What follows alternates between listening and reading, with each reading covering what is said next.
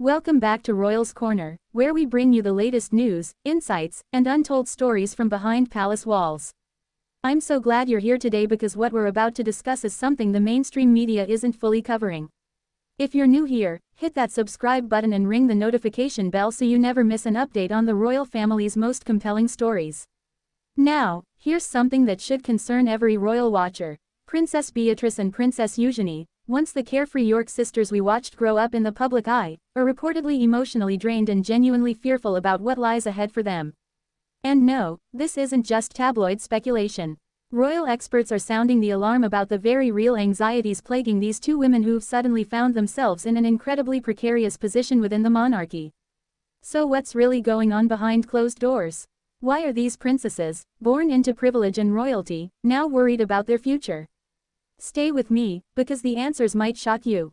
Let's set the scene. Princess Beatrice and Princess Eugenie are the daughters of Prince Andrew and Sarah Ferguson, the Duke and Duchess of York. For years, they occupied a unique space in the royal family, royal by birth, but not working royals. They've had to forge their own careers, their own identities, all while carrying the weight of their royal titles. But here's where things get complicated. The modern monarchy, particularly under King Charles III, has been moving toward a slimmed-down model. This means fewer working royals, reduced public funding for extended family members, and a tighter circle around the king himself. In theory, it sounds efficient. In practice, it's left people like Beatrice and Eugenie in royal limbo. Add to this their father's spectacular fall from grace following the Jeffrey Epstein scandal, and you begin to understand the pressure cooker these sisters are living in. Prince Andrew was stripped of his military titles, his royal patronages, and essentially exiled from public royal life. The fallout hasn't just affected him, it's cascaded down to his daughters, who've done nothing wrong but carry his name.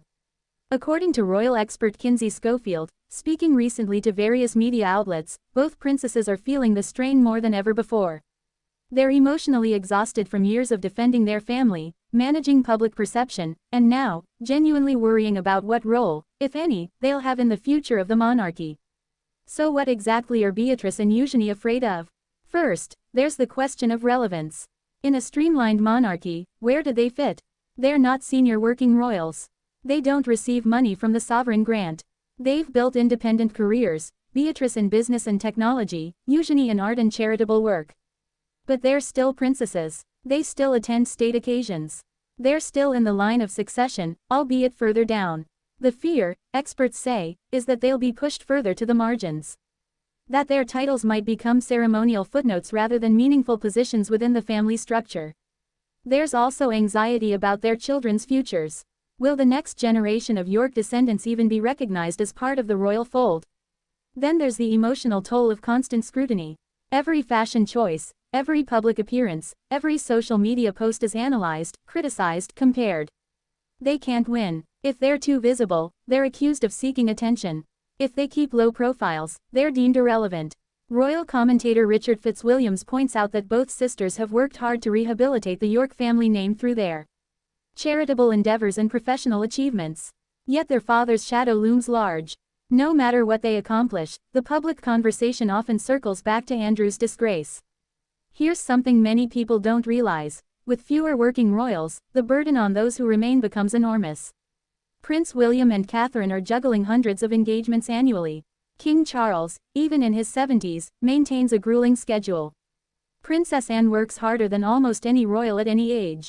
There have been whispers, and according to insiders, these are more than just rumors, that Beatrice and Eugenie could be called upon to step up as working royals.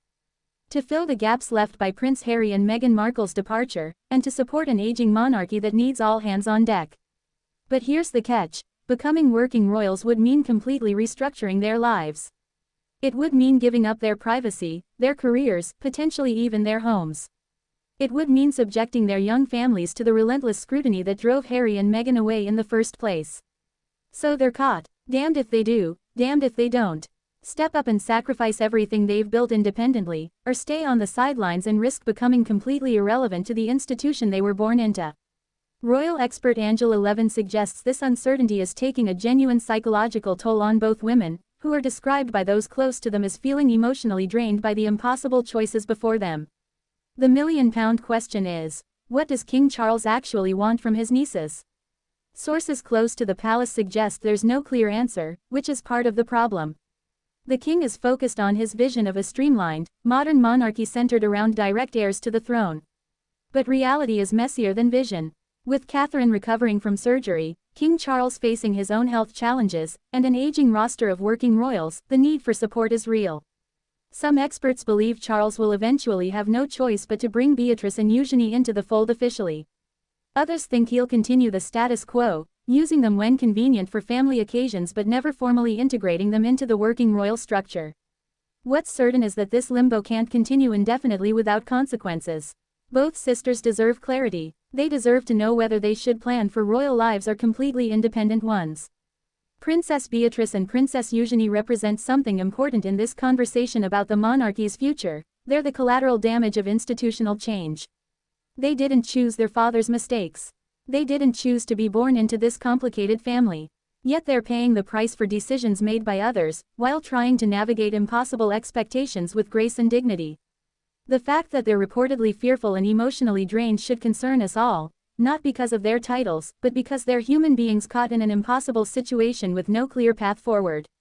What do you think? Should Beatrice and Eugenie become working royals, or should they be free to live their own lives completely outside the royal machine? Drop your thoughts in the comments below. And if you found this video insightful, please give it a thumbs up, share it with fellow royal watchers, and don't forget to subscribe to Royals Corner for more content you won't find anywhere else. Thanks for watching, and I'll see you in the next one.